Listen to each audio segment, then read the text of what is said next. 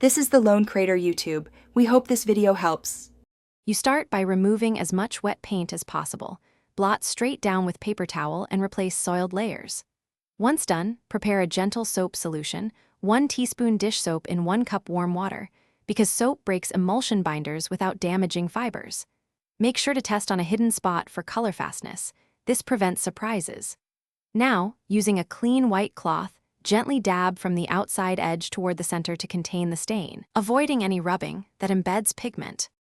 You continue by alternating gentle blotting and lifting to transfer paint onto the cloth. Small circular dabs work best because they break the paint film without spreading it.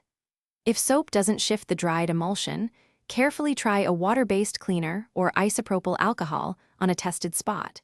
Use sparingly because solvents can affect dyes.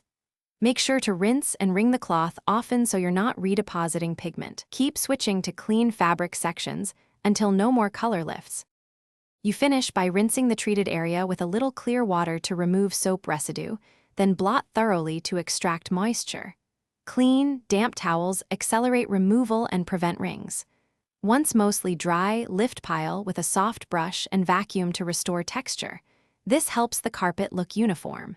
If a faint stain remains, try an enzyme cleaner safe for carpets or consult a professional cleaner because persistent pigment sometimes bonds to backing.